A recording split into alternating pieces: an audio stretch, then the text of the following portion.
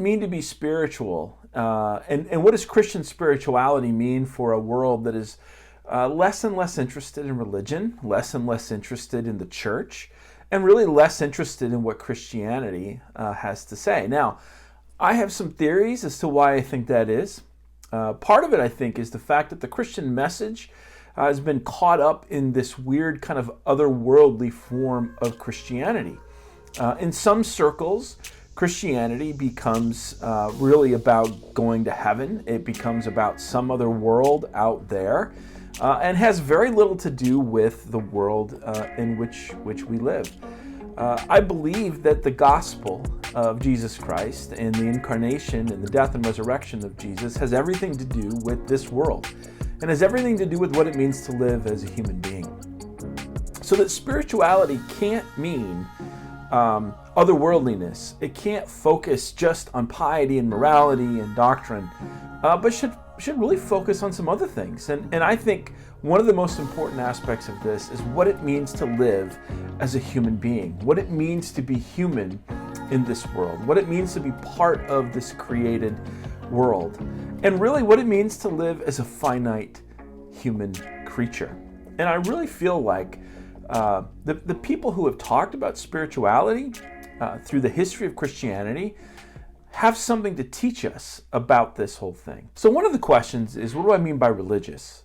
Well, I'm taking my cues from Dietrich Bonhoeffer in his Letters and Papers from Prison, and the letter that he wrote on April 30, 1944, where he says this: "What is bothering me incessantly is the question what Christianity really is, or indeed who Christ really is for us today. The time when people could be told everything by means of words, whether theological or pious, is over, and so is the time of inwardness and conscience." And that means the time of religion in general. We're moving towards a completely religionless time. Now, what he's arguing, some people would say, oh, did Bonhoeffer become an atheist? No, he didn't become an atheist. But what he did begin to question is the function of religion in society, and what is the difference between religion and faith.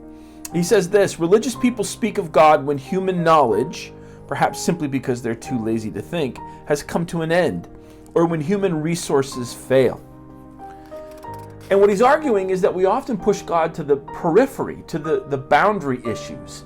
We push God to the issues of death or suffering or things that we can't make sense of. And what Bonhoeffer wants to do is say that God is not beyond, but God is the God of the life that we live.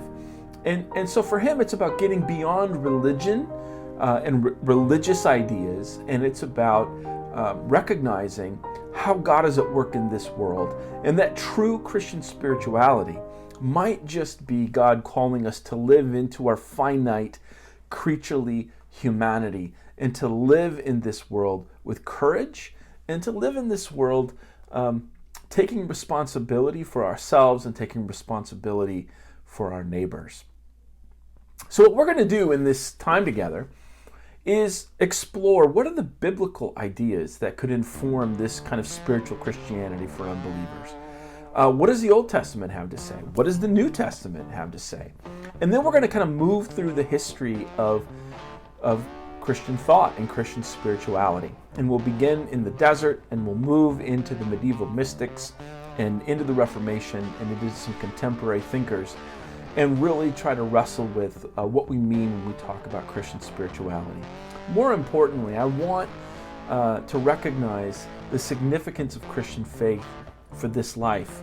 The recognition that God is coming here to transform this world, to transform our lives, and that God is calling us to partner with God as God is at work in this world. So that's what these videos are going to focus on. Hopefully you'll find them helpful. Spread the word, and next time we'll pick up with the Old Testament.